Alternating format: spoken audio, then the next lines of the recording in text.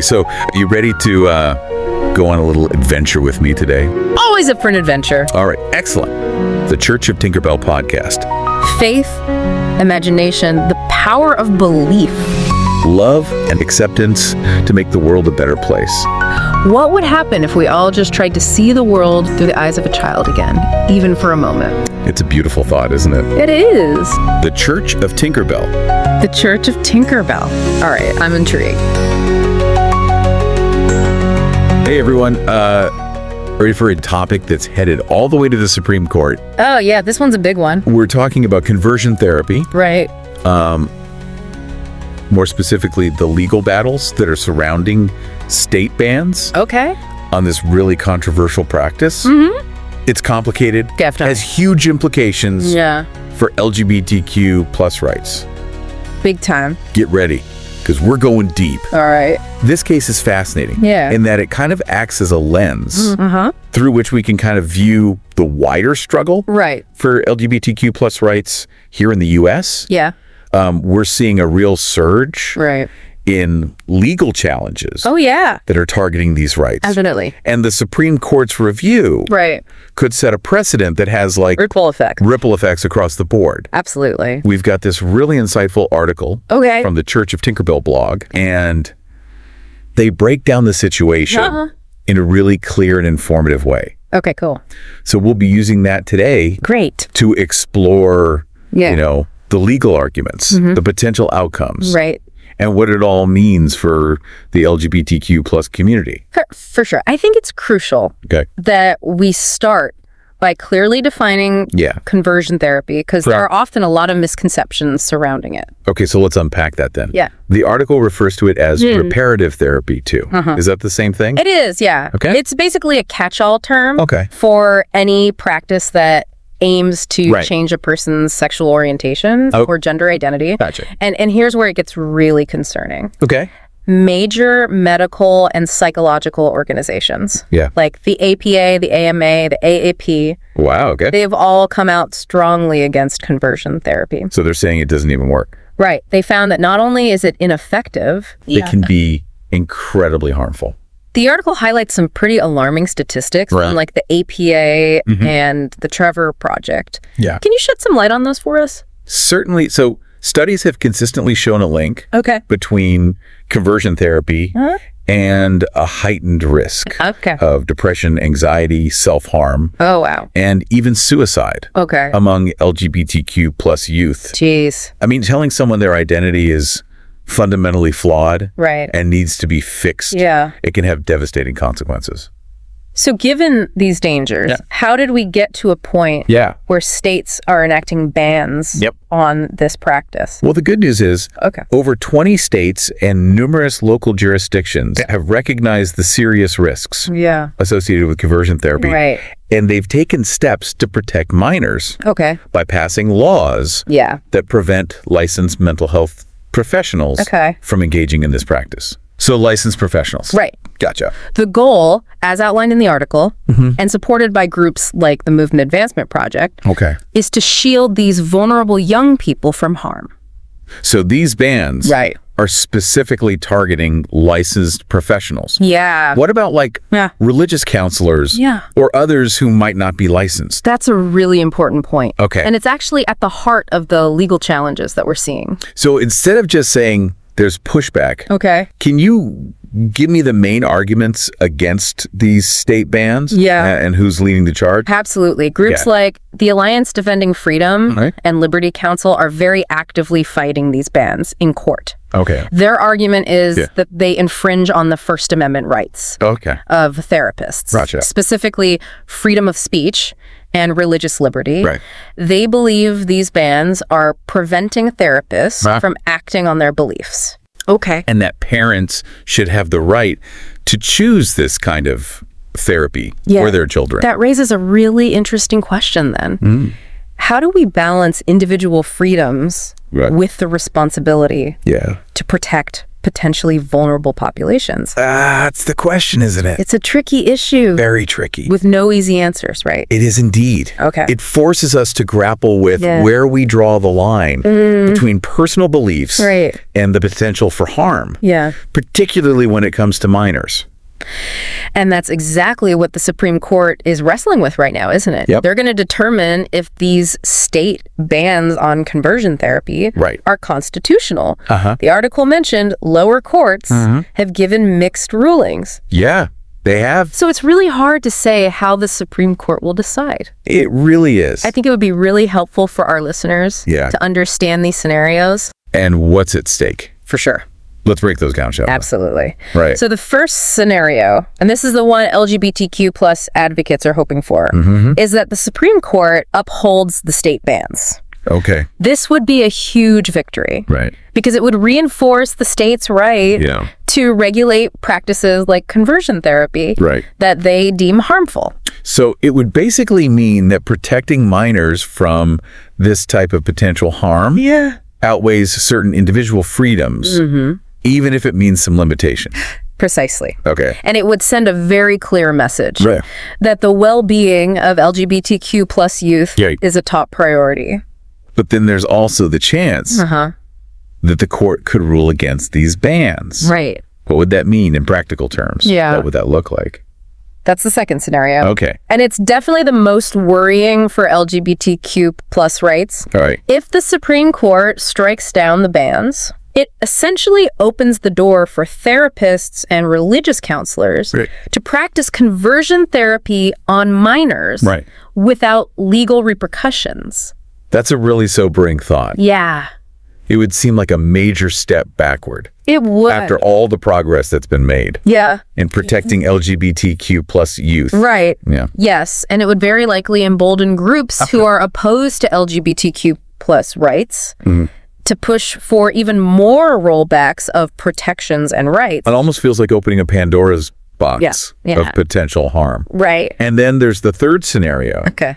A sort of middle ground where the court could issue a narrow ruling limiting the bans in some way. They might say, for instance, that bans are okay for licensed professionals, but not for religious counselors who aren't licensed. Exactly. So a partial victory, but one with some significant loopholes that could leave many young people at risk.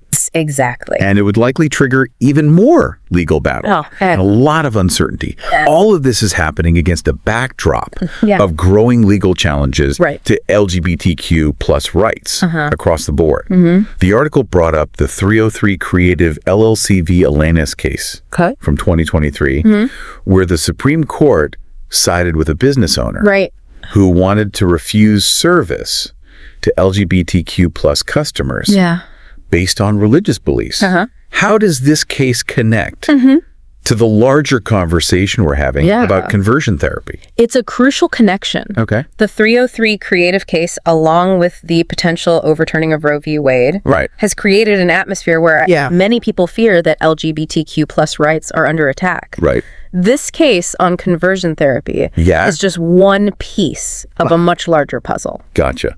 So it feels like we're seeing a pattern emerge here. You know, it's not just about one specific case. It's about a broader trend of legal challenges that seem to be targeting the LGBTQ plus community, especially young people.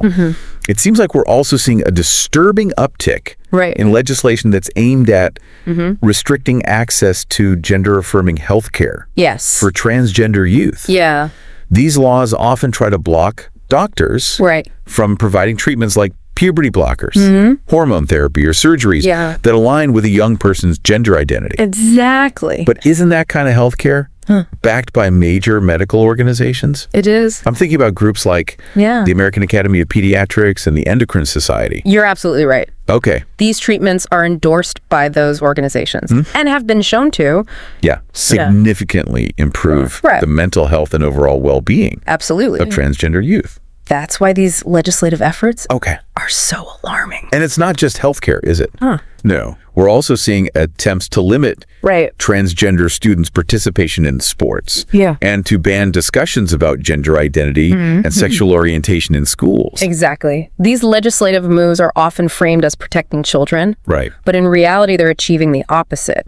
They're pushing LGBTQ plus youth to the margins, stigmatizing them, and sending a very clear message that they are not welcome or accepted for who they are. It all seems to circle back to this Supreme Court case on conversion therapy, doesn't it? Yeah. If the court decides to rule against the bans, couldn't that give momentum to these other attacks on LGBTQ plus rights? It could. Could it create a more hostile environment for LGBTQ plus people, especially young people? It's a valid concern. A ruling against those bans could potentially be used to justify further restrictions on LGBTQ plus rights in other areas. It sets a precedent that could have a ripple effect. Like one domino knocking over the next? Precisely. That's why it's crucial for people to be aware of what's happening with this case and understand the broader implications. It's not just a single legal issue. It's about the future of LGBTQ plus rights and equality in this country. So what can people do? How can they stay informed and make a difference? The article offered some suggestions. It stressed the importance of raising awareness, talking to friends and family about the dangers of conversion therapy, the importance of supporting LGBTQ plus youth. Those conversations are essential. They are. Sharing information on social media, writing letters to editors, contacting elected officials. These are all ways to make your voice heard. They are. The article also encouraged supporting organizations like the Human Rights Campaign and the National Center for Lesbian Rights. Groups that are on the front lines. Advocating for LGBTQ plus equality. Those organizations are doing incredible work. They provide legal representation, push for policy changes, and support LGBTQ plus youth and their families. And I think it's really important to understand what's going on at the local level. Absolutely. What are your state and local representatives' positions on LGBTQ plus issues?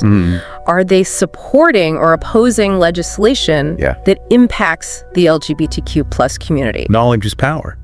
The more informed you are, the more effectively you can advocate for change. The article also urged people to be supportive and affirming of LGBTQ plus youth in their lives.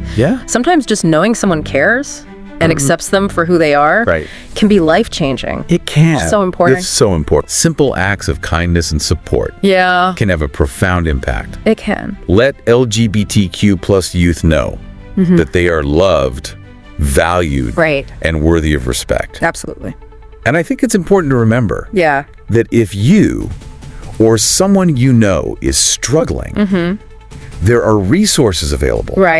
Organizations like the Trevor Project offer crisis intervention and suicide prevention services. Specifically for LGBTQ plus youth. Absolutely. You are not alone. There are people who care and want to help. This feels like a pivotal moment. It does. For LGBTQ plus rights in America. The Supreme Court's decision on conversion therapy has the potential to shape the legal landscape for years to come. It's a stark reminder that the fight for equality is ongoing and demands vigilance and action. But amidst all these challenges, it's also important to acknowledge the progress that's been made. The fact that we're having this conversation, that there's widespread condemnation of conversion therapy, that there are laws in place to protect LGBTQ plus youth. These are all signs of positive change. And it's a testament to the strength and determination of the LGBTQ plus community and their allies. We're at a crossroads here. We are. The path we choose will determine the kind of society we create.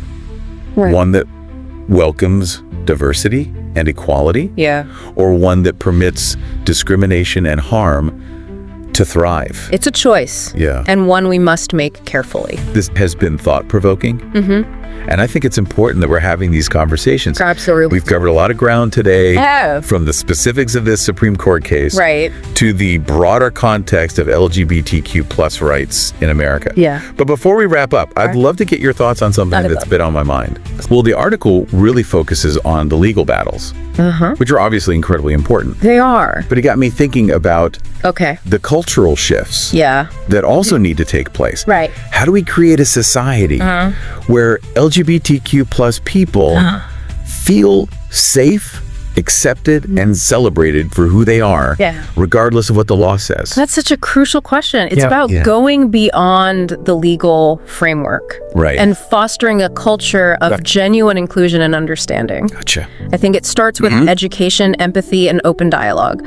We need to actively challenge harmful stereotypes and misconceptions, promote acceptance, and create spaces where LGBTQ plus people can share their stories and experiences without fear of judgment. So it's about fostering a sense of belonging for everyone, regardless of sexual orientation or gender identity. Precisely. It's about recognizing that diversity makes us stronger, not weaker. Right, And that embracing and celebrating all members of our society enriches everyone's lives. It's a journey we all need to be a part of. Absolutely. And it requires ongoing effort and commitment from all of us. This case on conversion therapy and the broader movement for LGBTQ plus rights have really highlighted the power of individual voices and collective action. You're so right. Okay. Whether it's speaking out against injustice, supporting organizations fighting for equality, or simply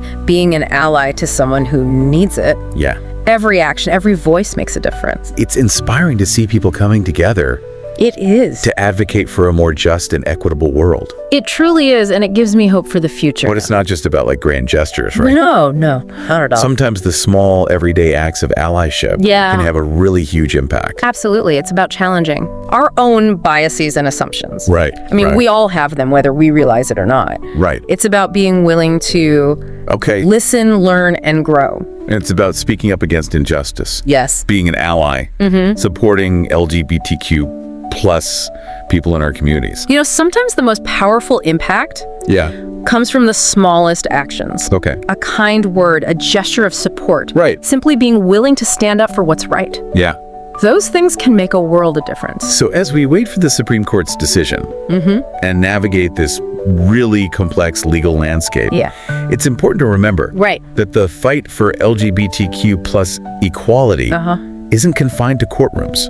No, it's not. It's a much broader fight for hearts and minds, for a more just and compassionate world. And it's a fight that needs all of us to participate. Whether you're LGBTQ plus or an ally. Your voice matters. Your actions matter. We've covered a lot of ground. For sure. But the conversation definitely doesn't end here. No, it doesn't. What would you say to our listeners who want to keep exploring these issues and maybe even get involved? I would encourage them to continue learning, to engage in respectful dialogue, and to be an advocate for positive change in whatever way feels right for them. Thanks so much for joining us. Of course. It's been intense. But incredibly important. It has been. I hope you've come away with a better understanding of what's at stake. And feel empowered to make a difference. I hope so too. And until next time, keep asking those tough questions. Absolutely. Keep seeking out knowledge and keep diving deep. All right. See you next time.